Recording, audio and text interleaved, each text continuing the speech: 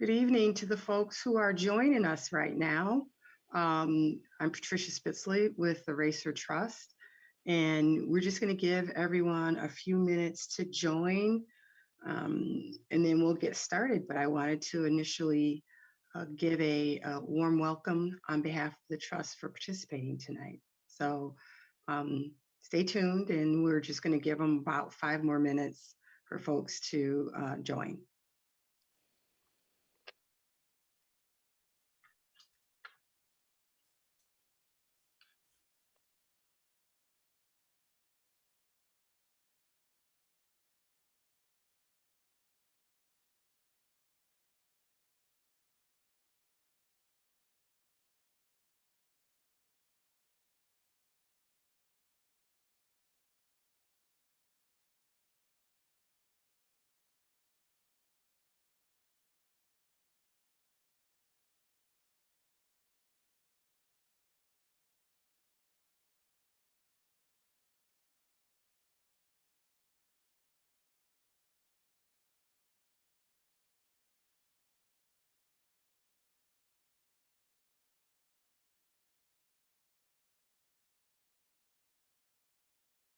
Giving everybody an opportunity to sign in to the meeting. So thank you for participating, and we'll get the meeting started at about 6:05.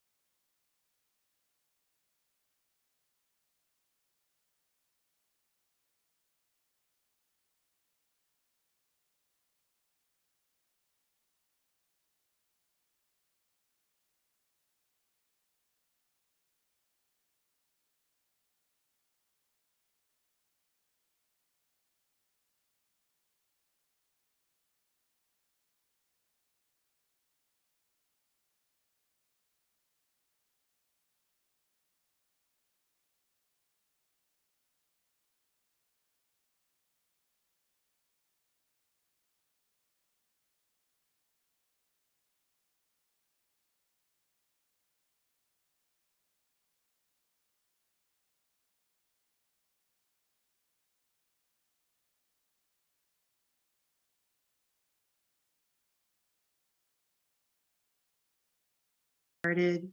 I don't see anybody else joining, so we'll give it a couple minutes.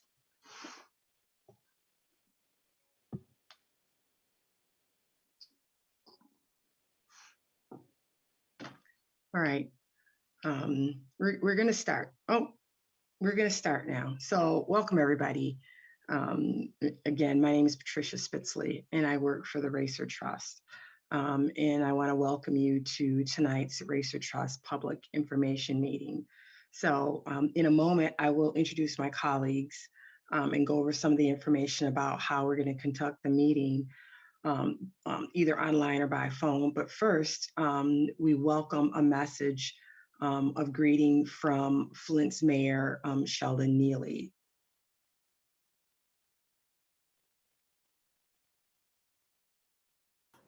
Hello, my name is Sheldon Neely, and I serve as mayor of the great city of Flint. Today, I welcome you to take part in this informational exchange. I want to thank the Racer Company for providing a level of information for the residents of this community. They have been placed in charge of one of our biggest industrial sites inside the city of Flint, formerly the Buick City Industrial Site that they have been placed in charge of to clean it up. And so they want to update you, the residents and others that have an interest in seeing how far they have come and where the cleanup has been going. As we push forward with a positive engagement with our partners, I once again want to thank the Racer Company. We all understand what it is to have environmental injustice or environmental inequalities in our community. With this company and their assistance, they have been able to remediate a lot of those things along this property site. And so I'm interested to hear where they are and what's going on. So thank you, God bless, and stay engaged. So thank you, Mayor Neely, for that message of welcome. We really appreciate it.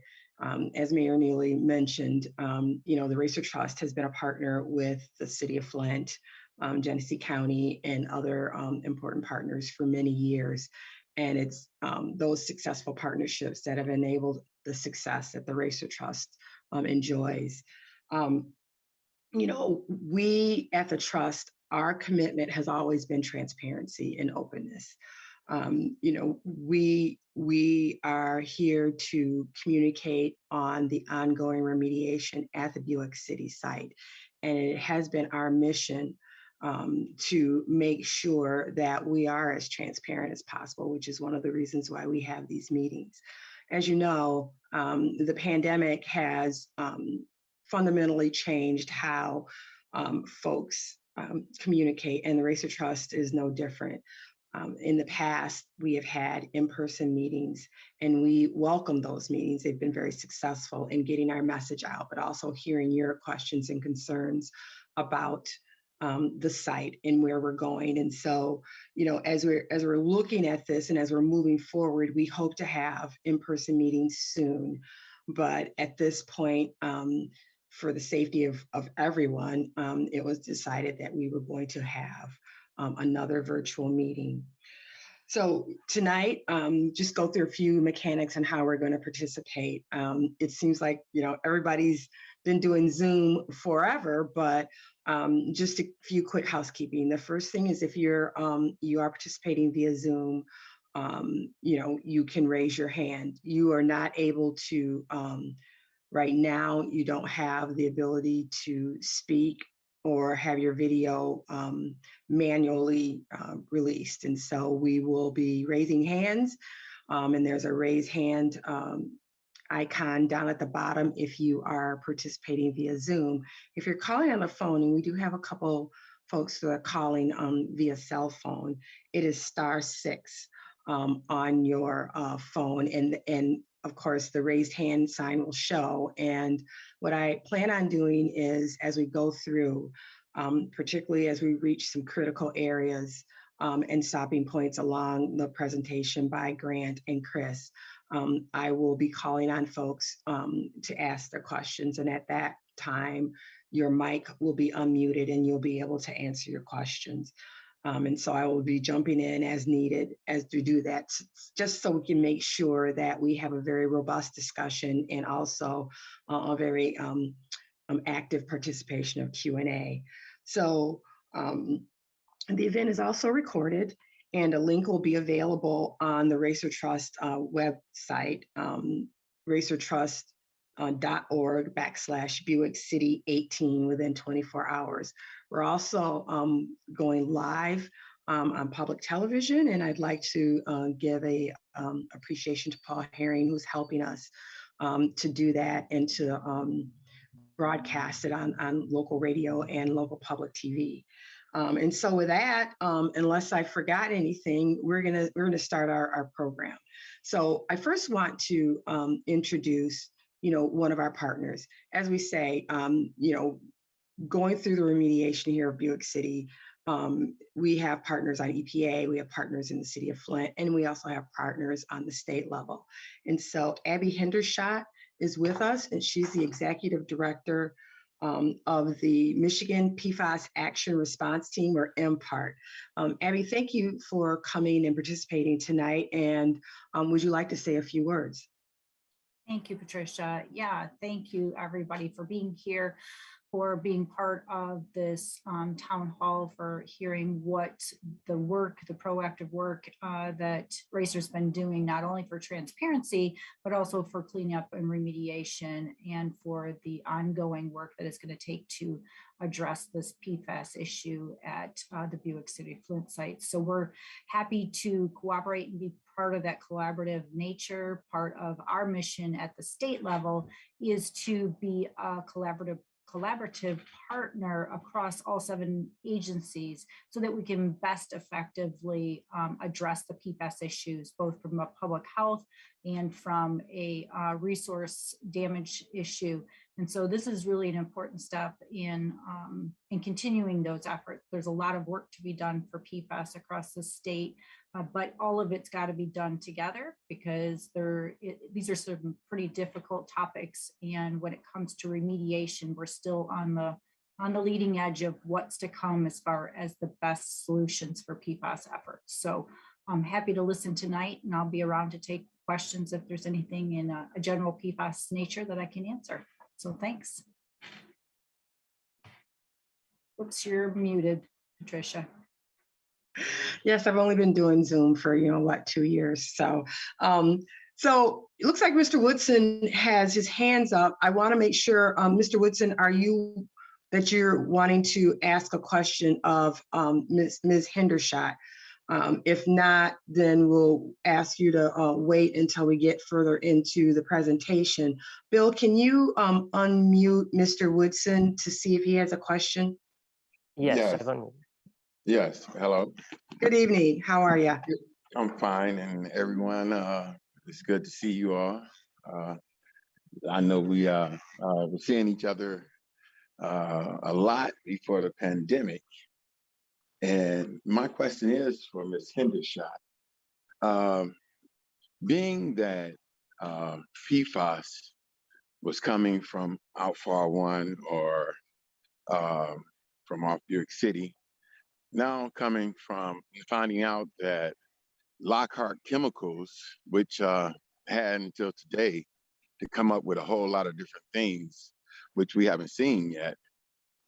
Being that we were on the Flint River from 2014 to 2015, we have been trying to get a cancer cluster study done, just like over in Grand Rapids when 3M had PFAS, Oscoda, and then now we see that Maine is working with CDC to do blood tests for PFAS.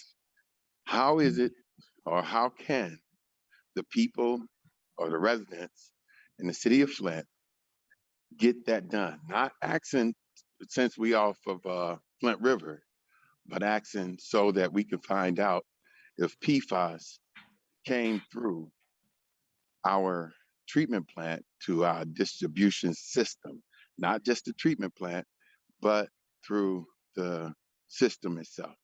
Thank you. Thank you, Mr. Woodson. Abby? Yeah, I feel like I want to make sure that I can give you a really good answer on that. And to do that, I think I will ask your permission to be able to email you back a good answer with that. As far as I know, the information that I have, that PFAS was not detected in the water system at Flint. But I think you're asking a more broad question about a health study that I would like to talk with our partners over at the Department of Health and Human Services and be able to get back to you. So can I do that with your permission? So, Mr. Woodson, what we'll do is, because we do have your contact information, we will get your contact information, and we'll get Abby's contact information, and we will hook you guys up, because that is an important question, so that she can provide that information to you. Okay. All right. So moving on, and thank you for that, Mr. Woodson. It's a great question. So I would like to introduce Grant Trigger and Chris Peters. Grant is the cleanup manager for the state of Michigan for the Buick City site, and Chris Peters is from Arcadis, which is a national environmental engineering firm, and he serves as the project manager on the site working with Grant. And so we're going to have those guys start the presentation again as we go through. If there's something, raise your hand and I will kind of interject throughout to make sure we get your questions answered as we go through the presentation. So Grant, take it away. Thank you, Patricia. Billy will be bringing up the slides. So we have a PowerPoint and there's 42 slides. So we're going to try to cover a lot of information, and it'll take a little bit of patience from everyone to try to do that. So our pace may at times be a little rapid. If there's a question that pops up, as Patricia said, we're going to try during this format to try to take those questions along the way. I think that makes for more effective exchange. I also want to thank the mayor and Abby Hendershot for their collaboration with the trust.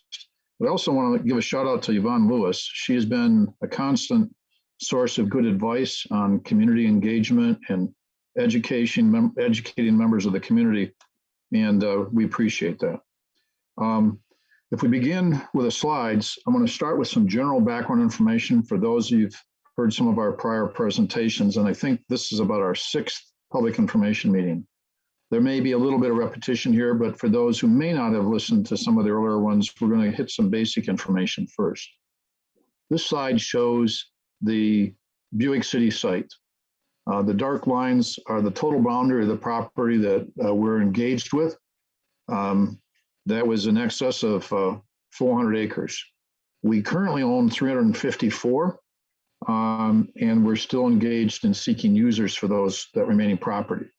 As a footnote, this exhibit, east is up. Normally with maps, you have north up, and you'll notice in the upper right-hand corner of this exhibit, the arrow goes to the left, that shows north. So for orientation purposes, just be appreciative of that because most of our slides will have the same view. Also from overall perspective, the site's 2 miles long. As I mentioned, total over 400 acres. And what this slide introduces in the orange areas are areas where we have found oil contaminated soils or groundwater. And that, when we first took over the site, was our major issue. If you move to the next slide, please. We were also looking at a number of stormwater discharges to the Flint River. And Mr. Woodson referred to Outfall 1. That's in the far left up corner. That location is upgradient of the water intake for the city of Flint. We have reviewed the test taken by EPA in October of 2014, and there was no Pfas detected at that time in the influent or the water that went into the city's wastewater treatment system. Not wastewater, water treatment system. The other colors here illustrate different areas of the site that drain through different stormwater lines, and those become important. Why is that important to us? Because we're trying to identify potential for any contamination within the site that might get into those stormwater lines. What this exhibit also illustrates, and I'm going to go to another slide in a moment that get into some more detail here, all the areas that you see in gray, those areas, there's no longer active stormwater collection from the site. Those stormwater lines have been bulkheaded off. And the reason to do that is when we first got control of the site in 2011, it wasn't uncommon to have oily material reaching the river. We've essentially stopped all that. If you go to the next slide, please. What we did most recently, and again, those of you who've listened to the discussions in the past, this is what we referred to as our Outfall 003 reroute. If you'll notice the green line, and basically in the middle of the picture near the legend, that's where the Outfall 3 discharges to the river. There's also another line that runs more to the middle of the diagram, that's Outfall 2. And we had identified in this light green area a number of areas where there was contaminated oil, the oils in the soils that had contaminated the soils and were in the groundwater, very close to the red line. That red line is the old Outfall 003 that went through the site. It drains a substantial portion of the city, passes through our site, and ends up in the river. What you'll see in blue along Industrial Avenue and near the bottom of this is a new stormwater line we installed. And then in the triangle near Stewart Avenue and the railroad, you see another blue line. That is brand new sealed stormwater line that we installed to transfer stormwater from the city through the site to the river. The light area in green no longer drains into the old storm sewer, which is the red line. That line has been isolated and bulkheaded on site. So that is been essentially completed. We're doing some follow-up testing. And as a result of that, we expect that there will no longer be any oils from that area getting to the river. The presence of Pfas that was discovered on the site in April of 2018 compounded the issues with respect to the storm sewer because we were transferring Pfas from that area that's in green out Outfall 3. That has also been terminated. We're looking at some follow-up testing to confirm some of the sealing in the pipes, but that reroute has been successfully completed. You go to the next slide, please. In the meantime, while we were doing the reroute of 03, we continued to evaluate other potential sources of PFAS on the site. And how this began initially was we looked at historical operations on the site and identified an area where there had been some fire training. We looked at the location of the old wastewater treatment plant. We looked at places where there was metal painting, or even enameling. And those became areas that we targeted, and we're going to get to the most significant one on the site in a few slides. What we've identified here are several areas that we're continuing to evaluate, and we'll get into a little bit more detail as to each one of them. In the little triangle near the railroad and Stewart Avenue, that's the green square on the left, we call it the foam generation building. And if you followed PFAS issues at all, you know that in concentrated form, it'll foam. In addition, it was used in firefighting foam because it smothers fires. So we found an old picture of a building in this location that said foam generation building on it, which was probably designed to produce foam to fight fires because General Motors had many storage tanks on site that contain flammable liquids.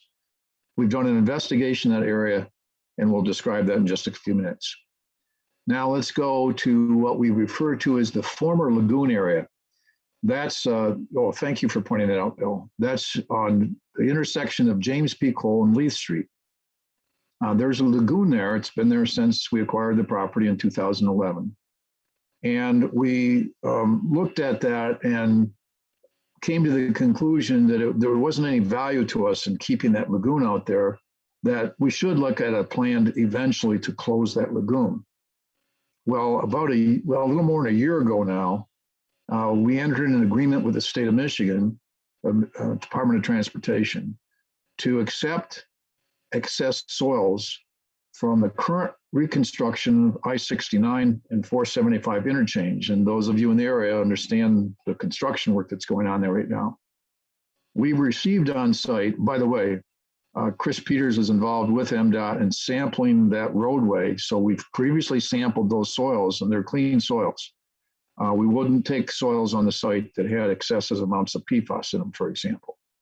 So we're bringing those soils on site over 2 years. There's about 170,000 yards that came in this year. Starting roughly May of next year, there's another 100,000 yards or so of soil we expect to bring to the site. Well, that soil comes to the trust without cost. We're an available site to accept those soils. They're clean. So the theory is we could use those soils to fill in this lagoon. Now, the prudent thing to do when you're responsibly managing property is if you're going to look at something like this lagoon and you need to remove the water and so forth, you should test it in advance. So we did that. And because we have PFAS on other areas of the site, we did a comprehensive set of tests in March of 2021. This is a new development. And we found PFAS in the water in the lagoon, in sediment in the bottom of the lagoon, and soils around the lagoon. And interestingly, some in groundwater around the lagoon, but there's a number of locations we've drilled wells that are dry. Literally, we've drilled holes in the ground and there's no water in them. There's very, very tight clay there. We'll get to that in just a moment. Grant, we have a question. Sure. If we could unmute Mr. Woodson, Bill, so that he could ask his question, please. Mr. Woodson? Yes, just give me one moment. Oh, I'm sorry. Okay.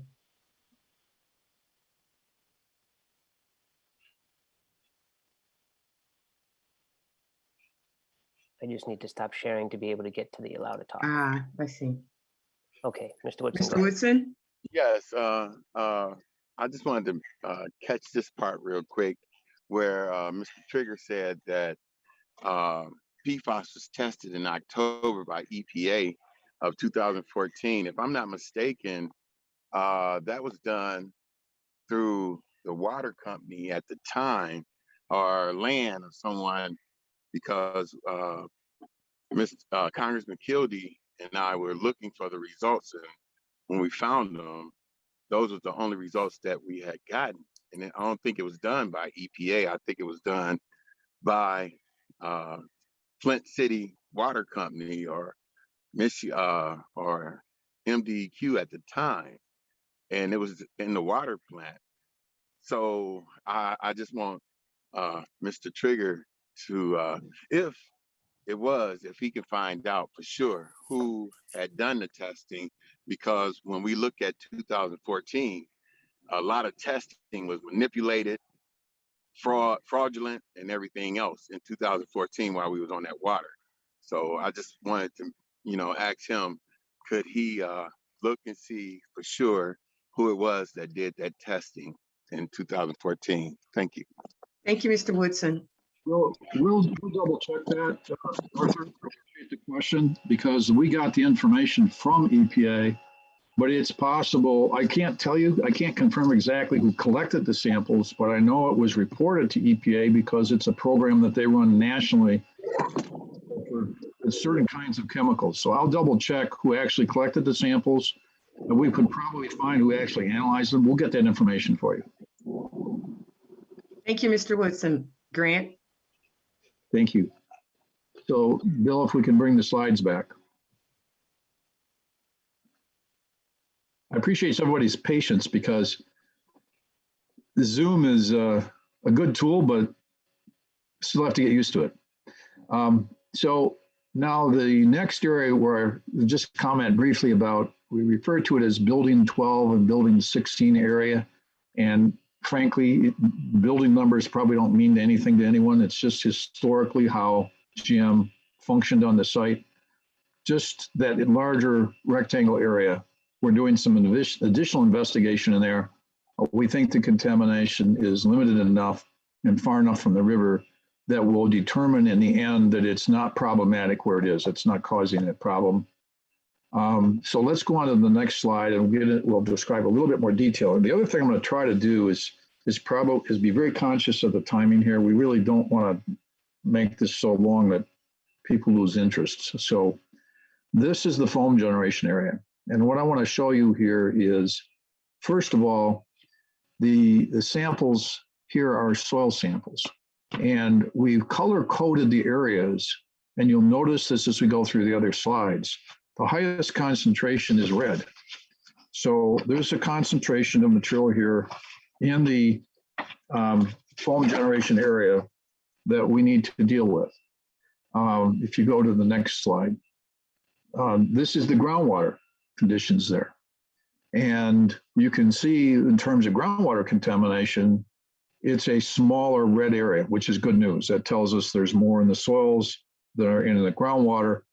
And generally, as we've evaluated this, you see how the colors go to a faint green? The faint green is basically compliance. So we've been able to define this area, and we have determined that it doesn't go very far. We're doing some further analysis. We're going to be submitting reports to the department to review. But we think this area with some PFAS is not a threat to get to the surface water, which is really the main goal here. If you go to the next slide, please. This takes us to what we refer to as the Lagoon Area. This one is a little more problematic because of the amount of contamination we found here.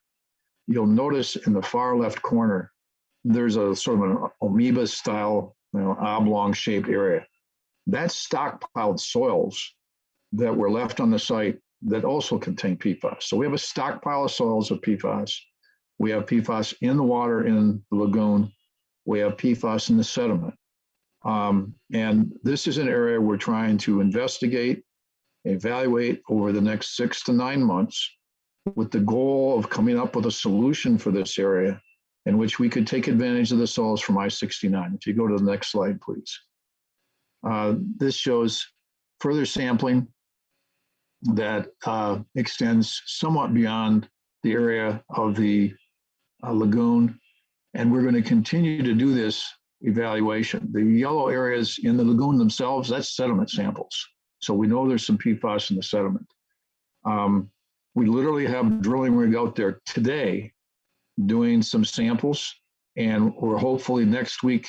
It's very difficult sometimes to get these samples collected because the availability of these drilling rigs could be a challenge. And Chris can speak with frustration to that as I can as well.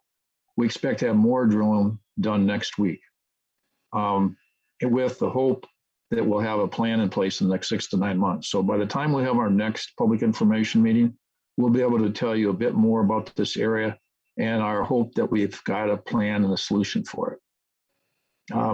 Next slide, please. Grant. Yeah. And Grant, let's go back to the previous slide because I think Mr. Woodson has a question. Okay. Mr. Woodson, do you have a question on that slide? No, I'm sorry. I accidentally hit it. I'm sorry. All right, that's all right. I just didn't want to miss you. I'm sorry, Grant. Please continue. That's all right. Arthur gets one free. Yeah, all right. Thank you. So coming back to the slides, we have another area here. We call it the building 12 and 16 area. And you move to the next slide. This slide, it's a little harder to read this, but if you'll notice here, there's nothing in red. There's a couple areas in yellow on the right-hand side of that picture that we're going to look at more closely. But by and large, the investigation here hasn't identified contamination that we think is going to be problematic for the site.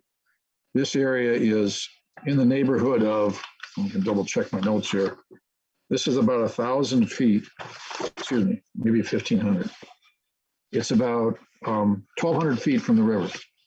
So when we're looking at this contamination, we're evaluating how it will move and what it would look like at the river. We don't think this is going to be a problem, but we haven't finished the analysis. We'll have more to tell you at our next update. Let's move on, please. These are additional samples of soil, and you can see here again, there's only one area of yellow, so there's not a lot of issues here that we're concerned about. So next one. This is where we're going to spend a little bit of time, and we have a lot of slides to go through, so we're going to try to go through a number of these quickly. One of the things that we did, as I mentioned earlier on, because we wanted to try to determine if there were places on the site we should be looking for PFAS, this was one of them. Next slide, please. So in 2018, we collected samples in several locations. This would have been in fall of 2018 because we found the first PFAS hits near where we described the foam generation building. So we found some down here. Now, a typical investigation, and sometimes you can wonder, well, why does this take so long? Because it takes one sample leads us to another sample, leads us to a further evaluation. So I'm going to go through a number of slides here relatively quickly. And one of the things I want to try to share as we do this is that I'm going to illustrate for you how our understanding of this area grew as we collected 350 groundwater samples. And we're going to show also soils and show you how our understanding of the area expanded and grew when we collected 900 soil samples. We have done a lot of work here. And the reason for that and why it's important to us is we can't determine what to do with the problem until we understand the problem. And we have spent a great deal of time trying to understand this area. And in some respects, the bad news, it's a significant issue. But the good news, as you see these samples evolve, we think we now know how big it is. So if you'll go forward, Bill, these are samples that were then collected. That was 2019. So we started collecting samples. We see some more in yellow. Well, we're not done yet. So we collected more samples moving into 2020. So these are samples in January and June of 2020. You can see how the area starts to grow. Next slide. Here's July and August of 2020. Oops, we've got the red dots showing up. This was highly contaminated groundwater. That groundwater has PFAS in excess of 100,000 parts per trillion. Well, we're not done yet because how far do the red dots go? So we sampled again. Next slide. So September and October of 2020, we did additional work. And you can see, while the red dots are still there, as you expand away from the red dots, you're starting to see some light blue ones. That's good. What we're really looking for is either white dots or light green. This is where we ended our discussion a year ago when we did our update in October. We continued to do work. At this point, we had collected in the neighborhood of 200 samples. So go to the next one, please. So now we sample in December and January of 2021. Next slide, please. We sample again in February and April of 2021. Next slide, please. We end up in May and June of 2021. And now what I want to say is you see how the number of dots have grown, but the red and yellow haven't really grown. And now you're seeing those light green dots. Those light green dots meet criteria. That's a very low level of PFAS in the groundwater. So now we can start to focus on the size and nature of what we found in the groundwater in the area. Now let's go to the next slide. We did the same thing with soils. We started sampling soils. Next slide. That was 2019. Now we're sampling in January and June of 2020. Again, we've got it in groundwater. We also have it in soils. Next slide, please. That's July and August of 2020. Next slide, please. Now we're in September and October of 2020. We have now collected in the neighborhood of 500 soil samples.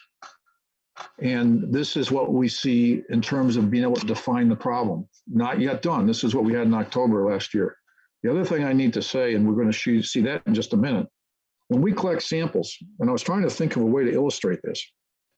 You imagine what a birthday cake looks like. You look at the top of the cake, you see the candles. Then you take a slice of the birthday cake and you see the layers of the cake and the icing in between the layers. That's what we're going to show you in just a minute. We did cross sections in this area to try to illustrate not only what could you see from looking at this from the top down, but how deep does it go and how can you illustrate that? So now we continue to sample, go into 2021. We do more samples, more soil samples. That's January, continue again. April of 2021, continue again. June in 2021. And notice in the far left lower corner here, there's one red dot. So as we continued this investigation, we found another area that elevated PFAS, and these are soils data. So that was June. Continue the next slide, please. Now we're looking at, if you take all that information, as I mentioned, and try to think of a cake for just a moment, this is what the top of the cake looks like. Next slide, please. We got groundwater on the left, soil on the right. This is a cross section. This is a slice of the cake. What do the layers look like? What does it look like? This is east to west. So if you're driving on Hamilton Avenue and you look onto the property, this is what you would see if you had a slice of cake on what it looks like below ground. And you can see where the red areas are in groundwater, at the top slide, and then in soils. So we have more soil contaminated, more area contaminated with PFAS in soils than we do in groundwater, but we have a similar distribution. That is, where you see it in soils, it's roughly in the same place in groundwater. And I think, Chris, we're starting to roll into the slides that I was suggesting that you could start discussing. So I apologize if I took one of your slides. No, that's okay. This is a good time, just instead of having one person talk the whole time, let's have Chris go through this a little bit, because Chris and his team have really been carrying the heavy load here. When I say there's 900 soil samples and there's 380 groundwater samples, that's a lot of information to try to evaluate. And this is a couple of tools that we put together to try to do that. So go ahead, Chris. So Chris, before we transition over to you, Mr. Woodson has a question. So Bill, can we unmute Mr. Woodson so that he can ask the question? Back during a couple of meetings, one of the samples showed that the PFAS had leaked across the street over to Lear. Is that still the case? And if so, is this PFAS, is it airborne? Do we need to get checked, our blood tests, do any blood testing if it's airborne, or do we know if it can be airborne? And do you or anyone, EPA, Eagle, or anyone have anything in place so that if they are drinking water in like New Path, Shiloh, Lear, do they test the samples at these places? Thank you. Thank you. Great question, Arthur. I'm glad you brought that up, because that's a key point of all the work we're doing on the site. One of the first things that we did, both with Arcadis and then with the Genesee County Health Department, as well as Eagle, is we've done about 3 different surveys of potential drinking water wells in the area. And there are no drinking water wells, no drinking water supplies are affected by any of the PFAS from this site. That's a key issue, and we're aware of the sensitivity associated with that. There's nothing about this PFAS that's airborne. This is all in soils and groundwater. And so our focus is controlling any movement of the soils and groundwater that could spread it to the river, for example, like getting into the storm sewers. So there's no effect on any of the drinking water supplies from this. And as to Lear, the data that we collect from their property, which we have an easement agreement that allows us to do that because we sold that property to them, we share that data with Lear, and they don't drink any of the water, the groundwater. Nobody in the area drinks any of the groundwater. So that's what prevents the direct drinking issue for the site. So thank you for the question. I'm glad you asked it. Thank you, Grant. So do we want to move on back to Chris? Chris? Please do. Yeah, and Bill, can you back up a couple of slides? That one right there. Oh, nope, next one right there. So yeah, just following up on what Grant said, this is kind of a compilation. This is actually a still shot. As you can see, it's a 3D model. We have some fancy graphics that you can actually look at this in 3D. So we're looking down from the top, showing the 3D model. So this kind of shows you the distribution throughout the whole, not just horizontally, but vertically. So the first cross section, as Grant said, you can go to the next one. But actually, back up. I'm sorry. Back up one more time. And maybe to answer Mr. Woodson's question, yeah, there is. You can see there are impacts at Lear across the street, but the concentrations, as you can see, and we saw this at the other, like at the foam generation area, it goes from red to blue to green relatively quickly. So that's a good thing. So we're seeing rapid changes in concentration as we move away, as groundwater flows to the south there, which is to the right, and it also flows toward the river. You can see where the Hamilton Avenue Bridge crosses. So you can move to the next one then. So this is, again, as Grant said, this is looking north. You're standing on Hamilton basically, and you can see the distribution. It's at the surface, but it's also at depth as well. The next slide is a north-south one. So we're actually looking from the west, looking at it North would be to the left, as you can see. And you can, again, kind of see, this is, again, 2 dimensions. It looks a lot cooler in 3 dimensions.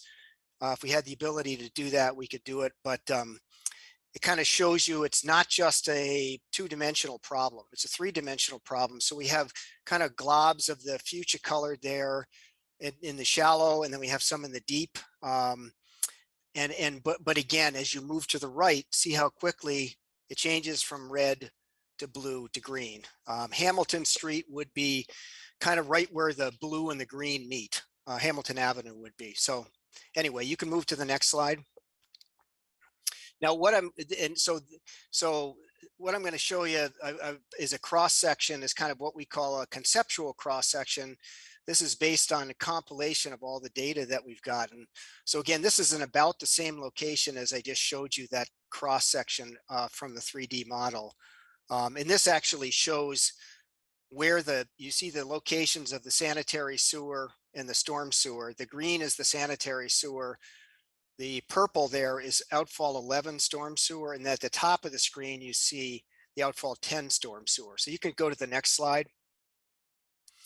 So this is kind of a generalized cross section. This isn't to scale or anything, but groundwater is following the arrows from left to right. And it also shows you the relative, elevations of Outfall 10 sewer, which is quite deep. That's a much older sewer than the other ones. And then you see the sanitary sewer in green and Outfall 11 in the purple. Once again, you see red on the left. And then as you get across toward Lear Corporation, in many cases, the concentrations go down to green, or in this case, as shown there, to white, which is below the criteria. I do want to bring to your attention the elevations of the sewers. You can see that they're below the water table. The blue is the water table. There's a kind of again, sort of a conceptualized version of the water table. And water does leak into the storm sewers and leak into the sanitary sewers in a variety of ways, sometimes in the groundwater and sometimes from uncapped laterals.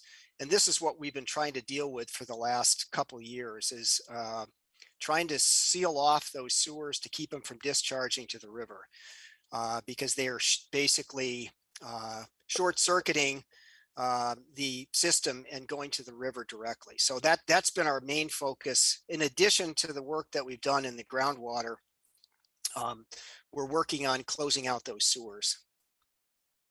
I think you can go to the next one. So one of the questions that was asked, or that we asked ourselves, is, we were, as I showed you before, on the left-hand side is the site, and then there's Hamilton Avenue, there's Lear on the right. Why are the concentrations going down so significantly as we move across the street? Some of it had to do with the sewers, but not all of it. And so we thought, well, maybe there's a pathway that we're not evaluating, and that is, could it be going down the street? Groundwater migration has been known to go down backfills in the sewers. So I don't know if any of you were around or recognized it at the time, but we actually, those purple dots, we actually went out in the street, closed down the street, and installed wells in the street. And I think the next slide has some pictures of that. So this is at Hamilton. This is on Hamilton. You can see the building 4 area to the right. That's the site to the right, and Lear would be on the other side of the street. So we actually drilled through the pavement, and we put in some cases, a couple of wells in different depths, trying to monitor the groundwater and see whether or not it was actually moving down the street as another potential pathway. So I think you can go to the next one. Yeah. One of the other things we did that we looked at was, and this is in service of trying to determine what the appropriate remedial actions would be. We've considered barrier walls, and I don't need to get into the technicalities of it. We've considered in situ or in place treatment of the soil and groundwater. So one of the things that we wanted to do was learn something more about the subsurface conditions. Obviously, we have lots of borings out there, but borings don't always tell the story. So we decided to do some test pits out there. What you see here, the green are the locations of where we dug test pits. We were looking for obstructions in the subsurface. One of the challenges we have here is, particularly in this location, is that this is the oldest part of the site. And there are generations of buildings on top of one another. So it's not uncommon to find a couple of different slabs at different depths here. So we wanted to see where these buildings were, how they matched up with the information that we got from the borings and how they matched up with the historical information. So we ended up doing a series of test pits over a 2-day period. And I think you can go to the next slide. This is an example of what we found out there.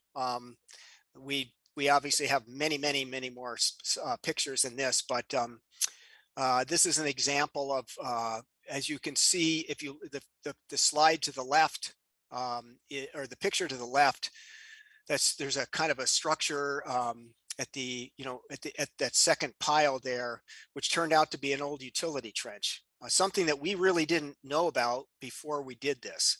So that's the kind of information that's really valuable. And right to the right of that feature, you can kind of see that what looks like the top of a kind of a flat structure. We think that might be a wall. We're not certain. Right to the right, go to the right a little bit.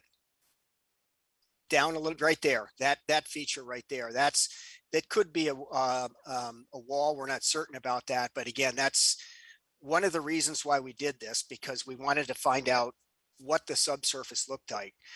And the other thing that you'll notice is that the soil there to the left is quite dark.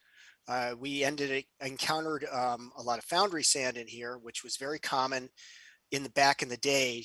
To a lot of these buildings were built on top of foundry sand. So that's something that's kind of ubiquitous across the entire site. You also see on the slide to the right, you could see it in the one to the left as well, but particularly on the right, that's on the edge of a building, and you can actually see in front of the excavator, there's a wall there, and you can see water. So groundwater is relatively fairly common. So that's also an issue that we'd have to deal with, is we have shallow groundwater here. Let me interject something. Yeah, go ahead. Going back to a point about, why are we doing these things? We need to understand this area so we can define some kind of remedies that may work. There's methods, for example, where you can put stabilizing materials in the soil and solidify the contamination, but that requires that you mix it into the soil. When you have low-grade obstructions like this, that makes that method a challenge. When we drill boring logs out here, we frequently can't finish the boring logs because they encounter a low-grade obstruction. So as we're trying to figure out, okay, we know from that illustration you saw, those cross sections, where the contamination is, but think about it this way: how do you get to it? You can't just dig it all out, for example, because you got all these foundations, floors, and slabs. So these investigations are designed to help us better understand the area so we can figure out a strategy to deal with this. So this isn't just digging holes in the ground, it's an exploration to try to better inform us how can we go about dealing with this material. And the shallow groundwater, what we haven't commented on is most of the contamination in the soils is below the groundwater table. So you're talking about trying to manage wet soils if you had to try to remove them, manage them, or solidify them in place. All of the challenges that we need to understand the site conditions better about to be able to figure out what to do with them.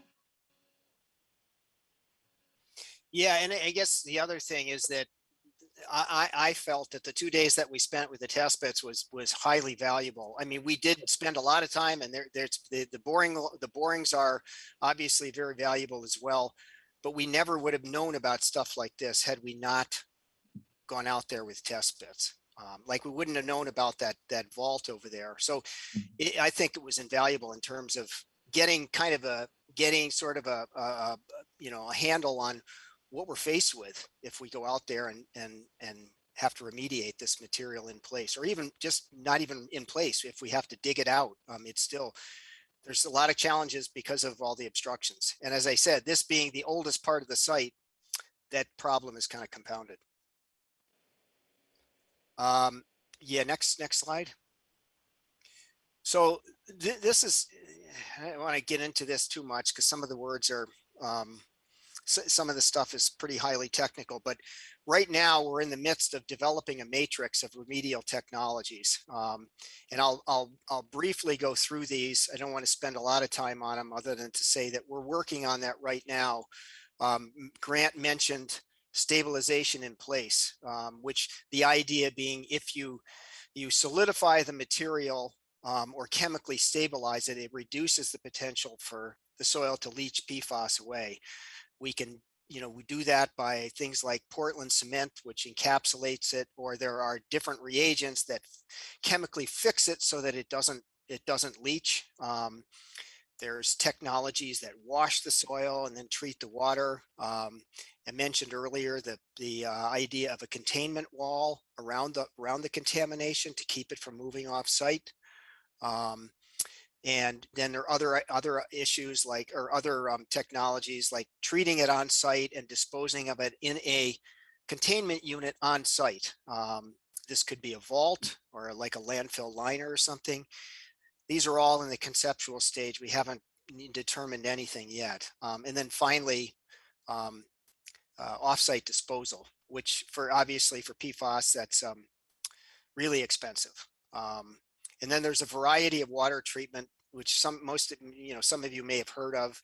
Granular activated carbon works for PFAS. There's different types of anion exchange resins, different absorptive medias, some more cutting edge technologies like fractionation, and things like reverse osmosis, which you may have heard of also. These are filtration technologies. All of these things work. We know that. We have studies to prove that. It's just a question of cost and overall effectiveness. So these are all things that are in the works right now. Yeah, thanks, Chris.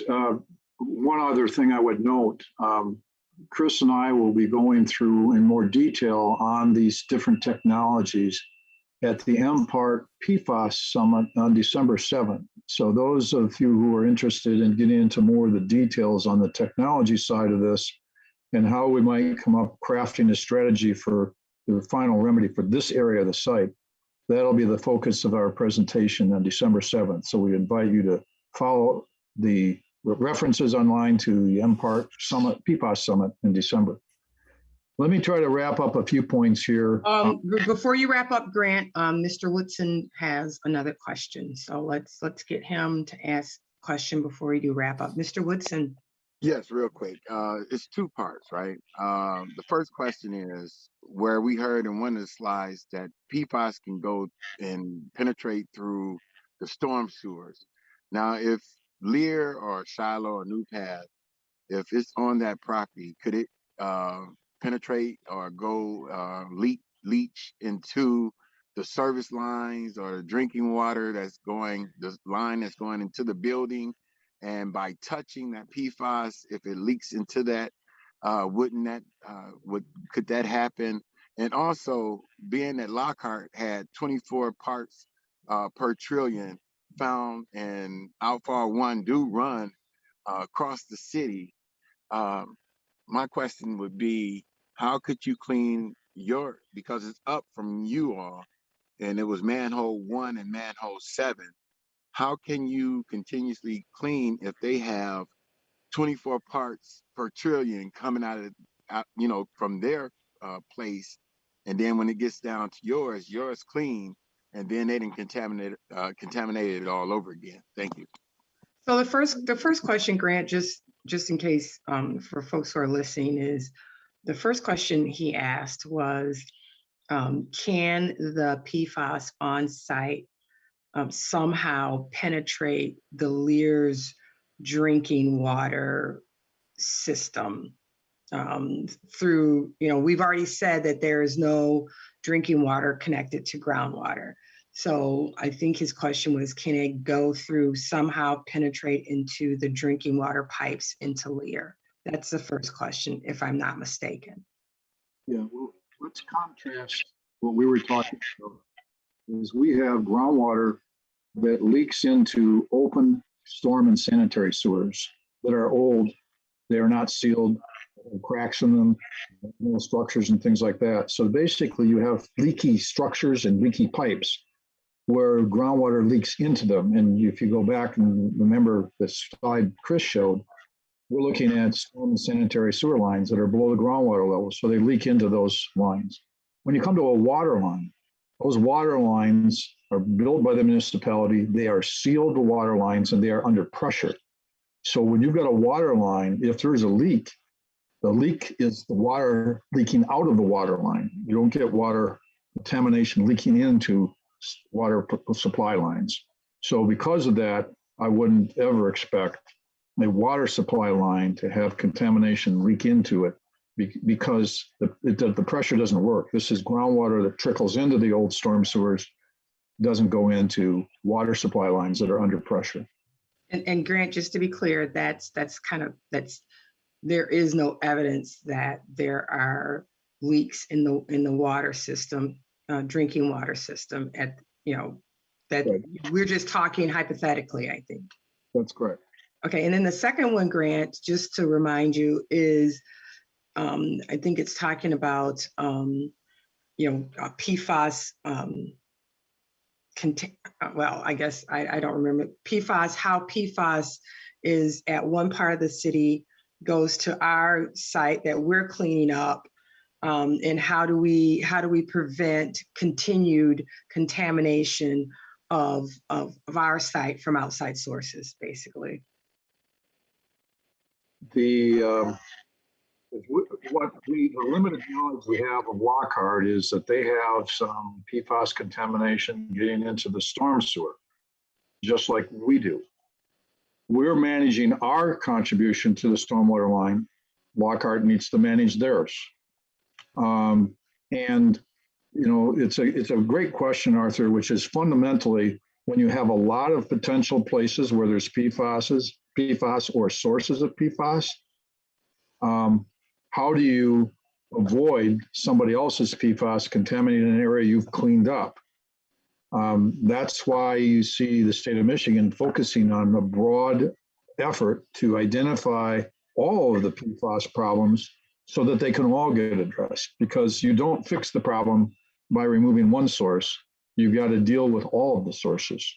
And in the end, we're still waiting for a final resolution of how much PFAS do we really have, and what we really focus on is preventing it in drinking water.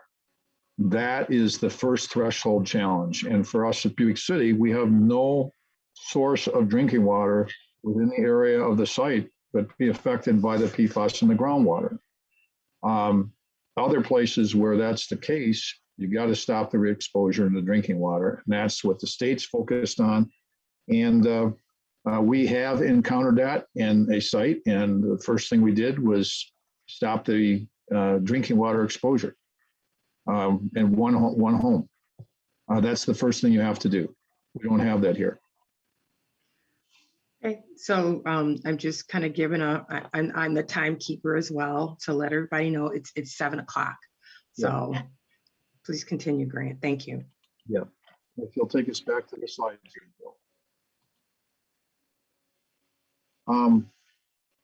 This is really a footnote to Chris's comments about the amount of evaluation that we've done in this area near Hamilton Avenue. This is another view that shows the Outfall 11 storm sewer. The sanitary sewer is in green, and then in blue is the Outfall 10 storm sewer. We have blocked off lateral connections to 10.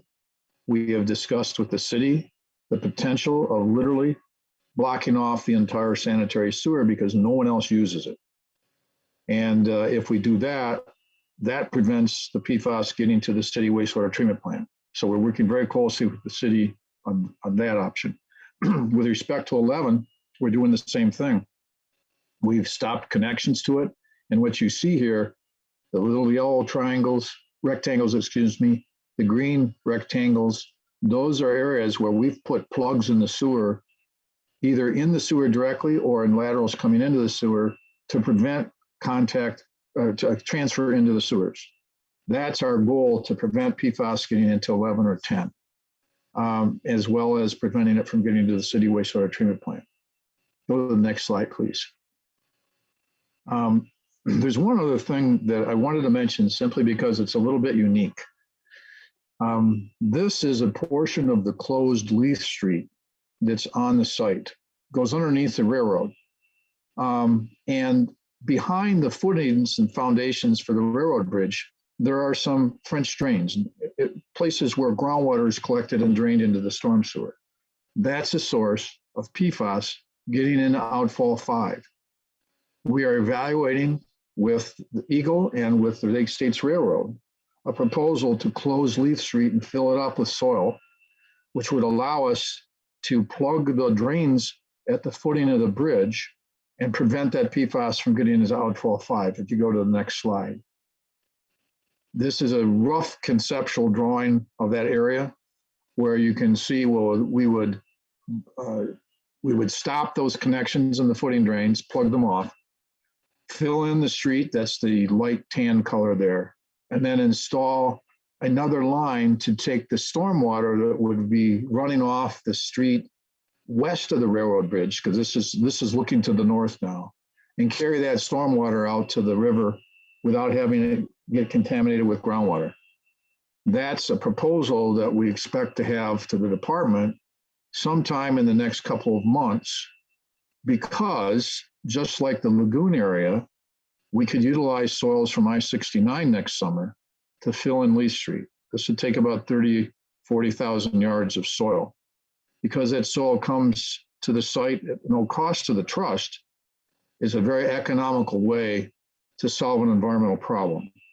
So because it's somewhat unique, I wanted to mention that, and as we go forward, hopefully in the next 6 months, to deal with that. Next slide. Here's just one I wanted to hit on, then I'll pass the baton back to Patricia in terms of where we are from a redevelopment perspective. As I mentioned earlier, we've completed the 003 reroute, and we expect that has significantly reduced PFAS discharges. And we're still doing some follow-up testing to confirm that the pipes are properly installed. We also, as I mentioned, are accepting the soil from I-69 project, which becomes valuable not only for environmental remedies that we've discussed, but it also enhances redevelopment when that soil can be used by a new developer to build a building pad, for example. And if you've been by the site recently, we have also leased substantial portions of the property for parking trucks from the truck plant. Because of the chip shortage, there are tens of thousands of vehicles GM's manufactured, but they can't sell yet because of the chip problem. That activity is going on at the site right now. And a secondary benefit that provides, again, if you've been by the site, when we lease these properties, license them, excuse me, is a technical term, for parking vehicles, the company that manages the parking clears the site. They remove shrubs, they clean brush, they put up new fences and things like that. All of that, it really enhances the appearance of the property, and we believe also enhances the ability for redevelopment of the site. So with that, Patricia, I'll pass it back to you, and you can comment on where we are in redevelopment.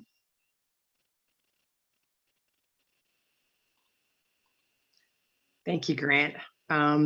You know, we continue to market the property and vet folks who are interested in purchasing the property. As we continue to say, you know, the Racer Trust is guided by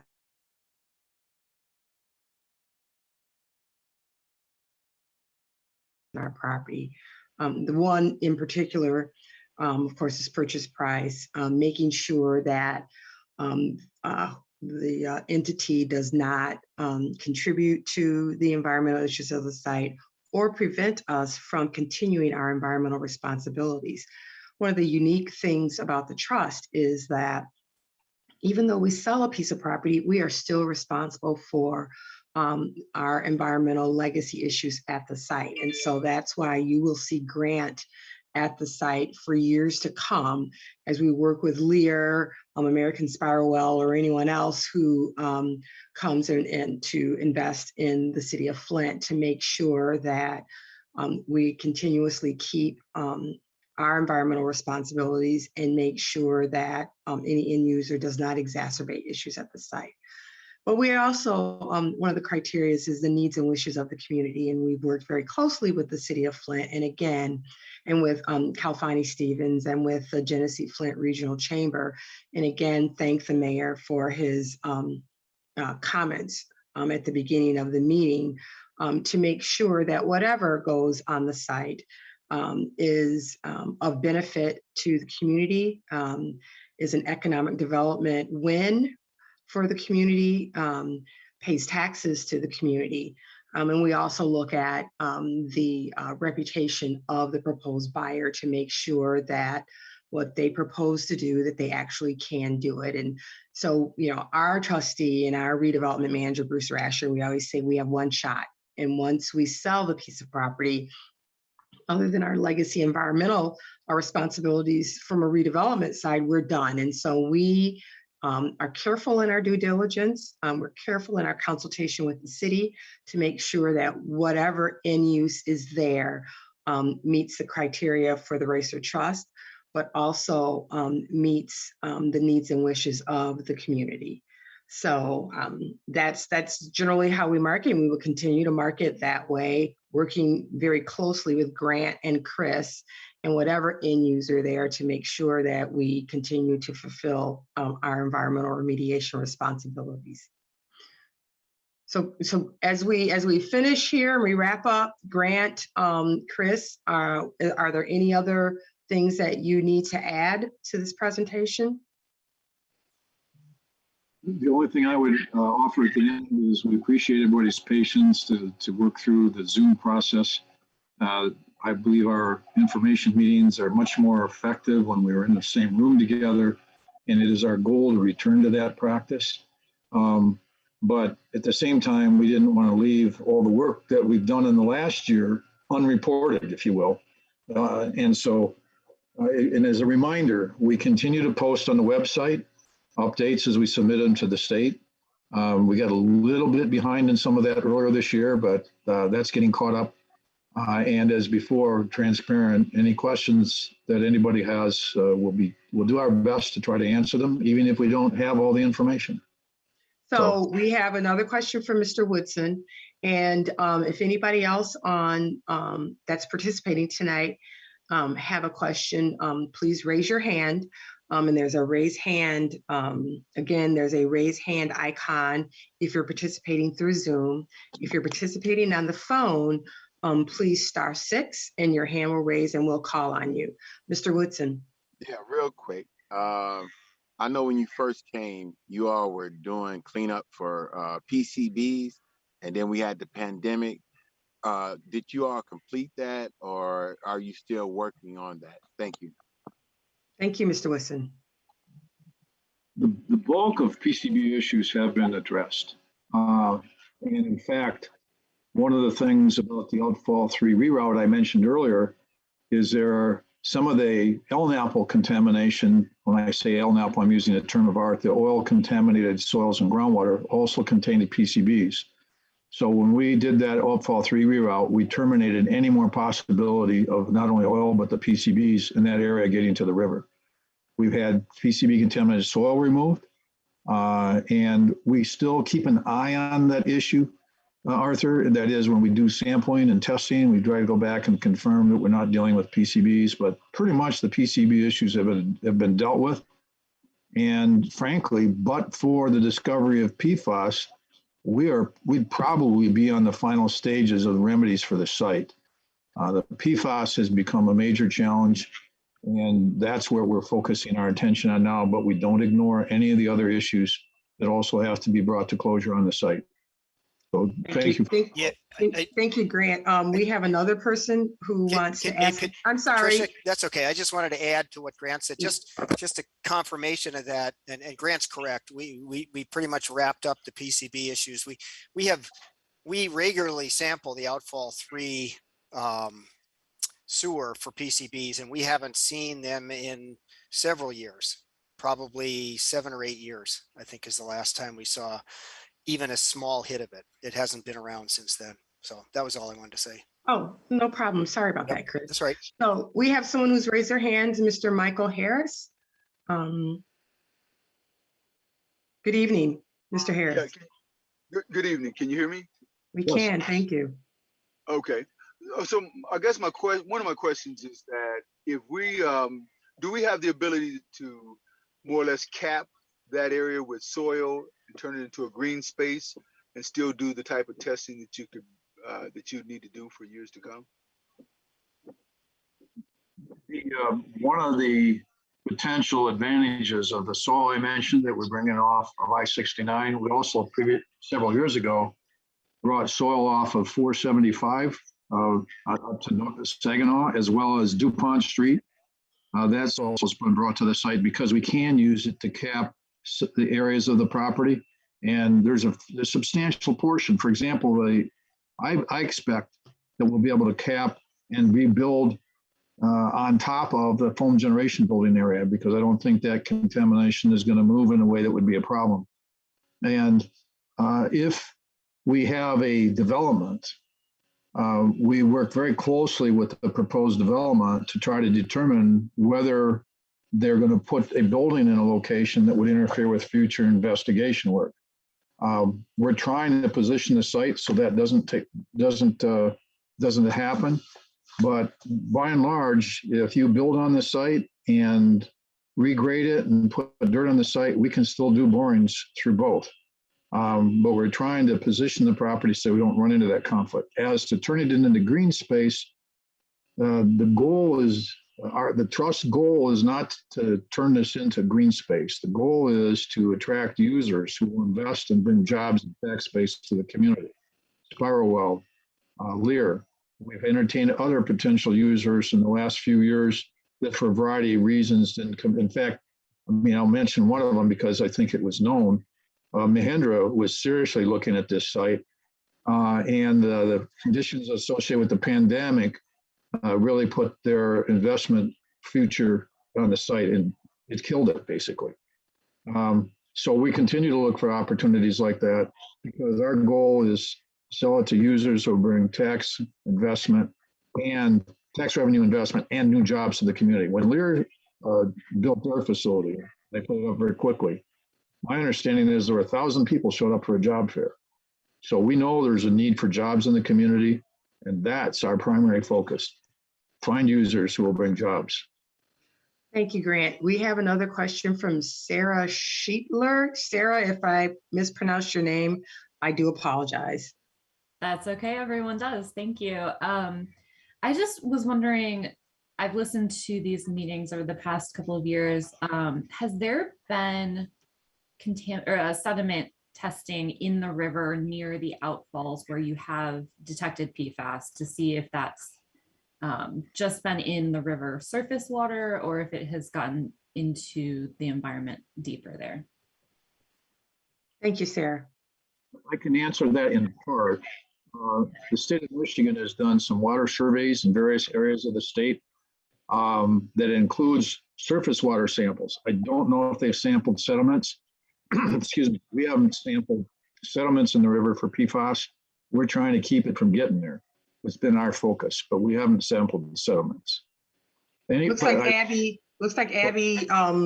has turned on her camera. Abby, do you have something to add to that? I can't speak specifically about the testing in the Flint River, but on a more broad basis, we are doing a lot of surface water sampling. There is, as sites are beginning to step up and do what Racer's doing and do advanced investigations, a lot of sediments are being sampled.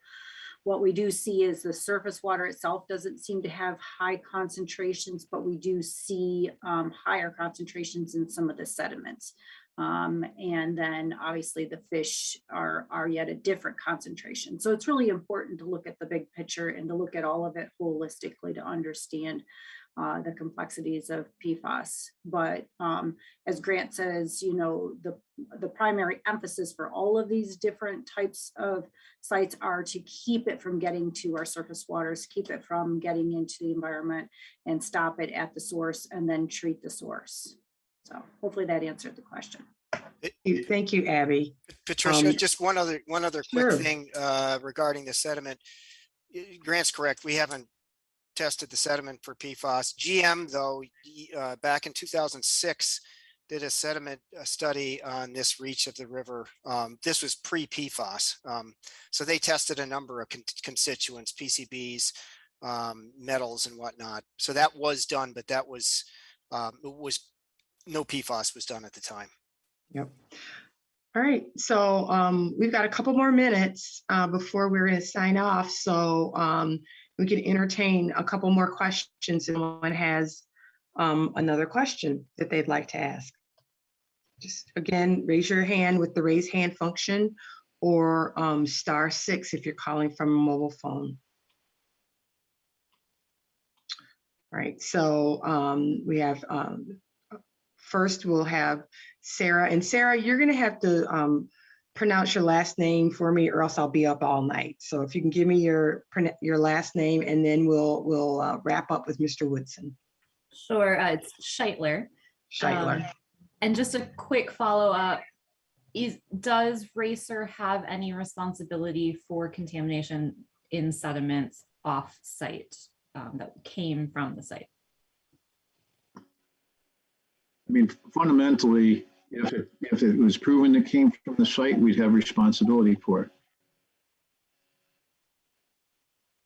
Okay. Mr. Woodson.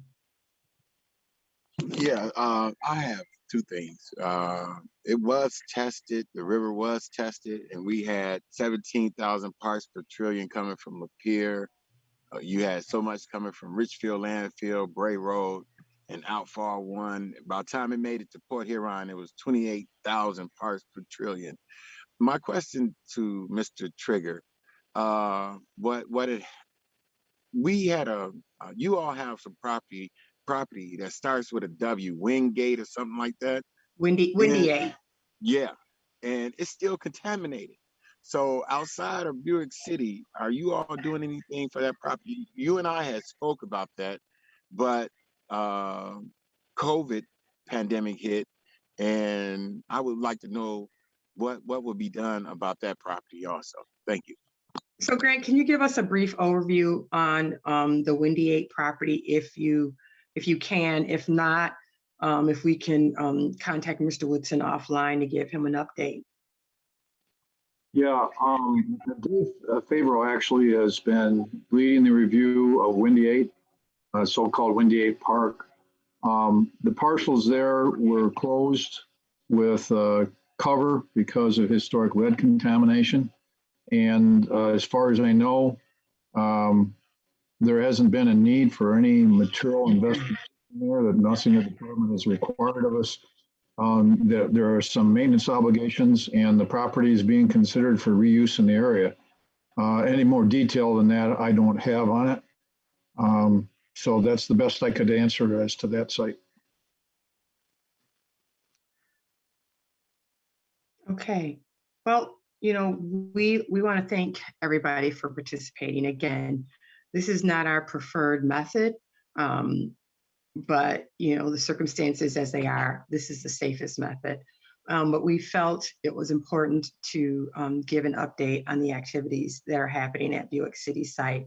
And as you know, we strive to be transparent in our dealings with the community. And so I'd like to again thank the mayor for his words of encouragement at the beginning of the meeting. I'd like to thank Abby Hendershot for also participating. We'd also like to thank, Paul Herring for helping us navigate through radio and through public television. As we continue to move forward, You know, we have our Racer Trust website, racertrust.org/Buick City 18, that we populate on a regular basis, information as it becomes available. We did have one question in the Q&A, and that question was, when will the slides from this presentation be available?